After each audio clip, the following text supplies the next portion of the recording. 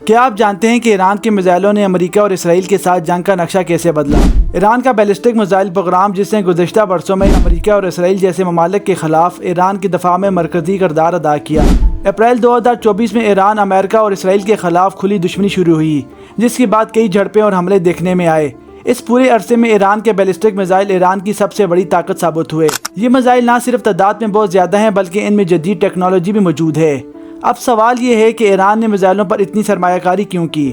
دلچسپ بات یہ ہے کہ ایران کی فوج کے کئی شعبے ہیں، جیسے ٹینک فورس، توپ خانہ، جنگی طیارے اور بیریا۔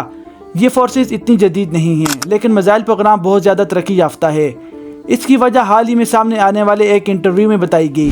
یہ انٹرویو ایرانی پاسداران انقلاب کی ایئر فورس کے کمانڈر بریگیڈیئر جنرل امیر علی حاجی زادہ نے دیا تھا، جو 13 جون 2025 کو اسرائیلی حملے میں مارے گئے تھے۔ حاجی زادہ کا کہنا تھا کہ ایران نے عراق ایران جنگ کے دوران یہ فیصلہ کیا تھا کہ اسے اب دفاع کے لیے خود پر انحصار کرنا ہوگا۔ 1980 کی دہائی میں ایران نے شمالی کوریا سے ہواسونگ 5 اور ہواسونگ 6 بیلسٹک میزائل خریدے۔ بعد میں دونوں ممالک نے قریبی تعاون شروع کیا۔ ایران نے میزائل براہ راست خریدے، ان کی مقامی پیداوار شروع کی اور نئی ٹیکنالوجیز و پرزے بھی حاصل کیے۔ اس کے بعد کئی دہائیوں تک ہزاروں شمالی کوریا کے ماہرین ایران میں کام کرتے رہے۔ نارتھ کوریا کے تعاون سے ایران نے اپنی میزائل اور حساس تنصیبات کو زمین کے بہت گہرے حصوں میں محفوظ بنایا۔ ان مضبوط اور زیر زمین اڈوں کی وجہ سے امریکہ اور اس کے اتحادیوں کے لیے ایرانی میزائل پروگرام کو مکمل طور پر تباہ کرنا بہت مشکل ثابت ہوا۔ بریگیڈیئر جنرل حاجی زادہ نے کہا کہ اگر ایران دنیا کے دوسرے ممالک کی طرح جدید جنگی طیارے بنانے کی دوڑ میں شامل ہوتا تو شاید آج بھی 3rd جنریشن کے طیاروں تک ہی محدود ہوتا، جبکہ امریکہ اور دوسرے بڑے ممالک 5th جنریشن فائٹر جیٹس استعمال کر رہے ہیں۔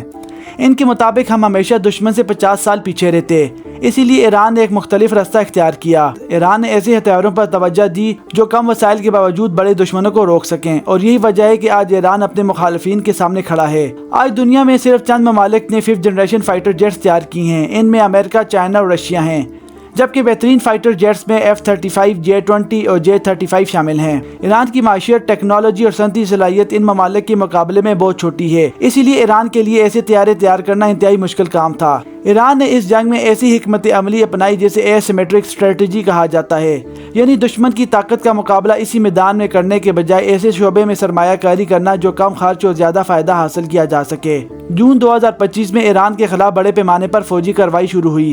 اس کے بعد فروری 2026 میں ایک اور بڑی کارروائی کی گئی۔ یہ پہلا موقع تھا جب ایران جیسے ملک کی میزائل پر مبنی دفاعی حکمت عملی کا سامنا بڑی نیٹو طرز کی روایتی فوجی طاقتوں سے ہوا، اور ان جھڑپوں نے یہ ثابت کیا کہ ایران کے میزائل اس کی قومی دفاعی حکمت عملی کا سب سے اہم ستون بن چکے ہیں۔ ایران کی مثال یہ دکھاتی ہے کہ ہر ملک اپنی معاشی اور صنعتی صلاحیت کے مطابق دفاعی حکمت عملی بناتا ہے۔